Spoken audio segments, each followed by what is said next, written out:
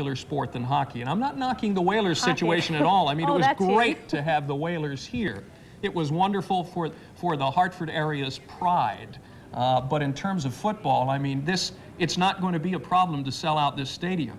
One thing that we here at Fox have to pay attention, though, to, because we have the NFC contract, which primarily means Giants games, is this going to affect if we're going to be able to air a game on a day when the Patriots are playing at home? Because as it stands now, I believe the day that Patriots play at home at a specific time, Fox in Boston could not air a game at the same time. So how would that affect our Giants coverage if the Patriots are at home at 1 o'clock in the afternoon and the Giants were also playing at 1? Okay, we are going to check in with Rick Hancock, who's live at the Capitol right now with a little bit more on all of this. Rick, it's still unbelievable. It's still unbelievable, Carol Lee. That's correct. The biggest obstacle, obviously, is the next 45 days. A special session will be called to negotiate this deal to see if everyone can sign on the dotted line. Tom Mischuk, who is here, Fox 61's Tom Mischuk, has talked to some legislators, and so far, most that he's talked to have given the okay and think that the deal should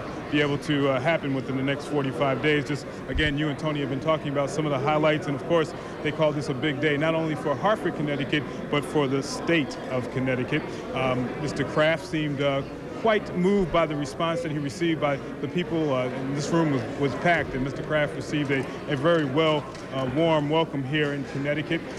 There is a huge contingent of Massachusetts, particularly Boston media here, who peppered him with questions about what's the impact for the fans that lived in the Boston area, and then did he have any apprehensions about the state legislators, particularly the State House in Massachusetts, that pretty much didn't give him his way. He had the support of the governor of Massachusetts as well as the Senate, but the House blocked the move, and it's the move that now Hartford, Connecticut, and as Governor Rowland says, the entire state of Connecticut will benefit from.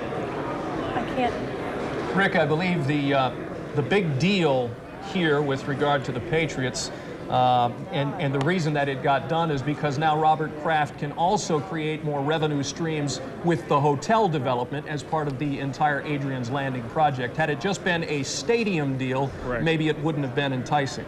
Correct. The hotel deal that you mentioned, a big retail, NFL retail company that apparently he will be building, or were incentives that he couldn't pass up. And I asked the governor the question about Adrian's Landing, and if the state wasn't already in the process and had already approved $300 million in state funding, this deal probably wouldn't be coming here to Hartford, and the New England Patriots could have ended up in L.A. or someplace else. Again, to recap, the entire Adrian's Landing project is going to encompass, of course, the Patriots coming and playing, the University of Connecticut football team playing there, and something that wasn't mentioned a lot, but Robert Kraft also owns the MLS's New England Revolution. So that soccer team could be playing here and occupying the stadium during the summertime. In addition to that, in fact, Tony, we just learned today that Robert Kraft purchased another soccer team. So he owns 2 professional soccer teams, and one of those, we understand, will be playing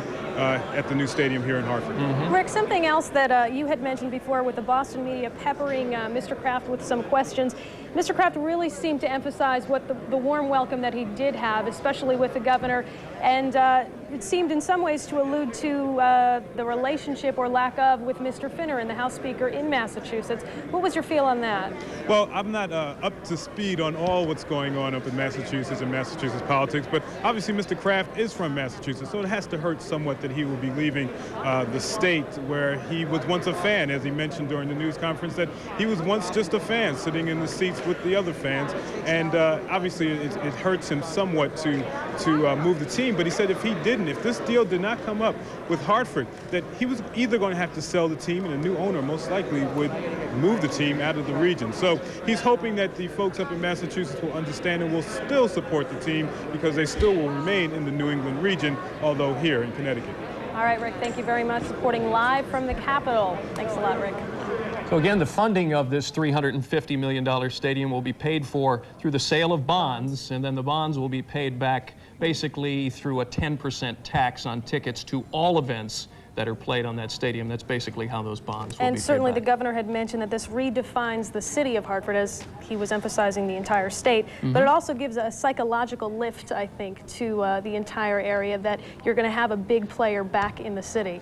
But once again, just to emphasize, this is a 30-year deal, a 30-year commitment, and the first game would be 2001. 2001. Yes. It's very exciting stuff to think that Hartford once again can be considered a big league city. And again, the key, the Adrian's Landing, the entire project that would help boost the Hartford economy and the region's economy, it's got to affect Bradley International Airport, the traffic coming in there. It's got to affect corporate headquarters moving into the community, because don't forget, I mean, we here in Fox, of course, have the NFL, but when the Patriots are on CBS or they're on ABC's Monday Night Football, that's just another promotional announcement for the city of Hartford. That's right. Now, we will have complete coverage of all of this tonight, all of the players who will be buying the skyboxes, how this will impact business, and anything else that you could possibly think of. We will have it tonight on the News at 10. Thanks very much for joining us. Enjoy the rest of your day of programming here on Fox 61.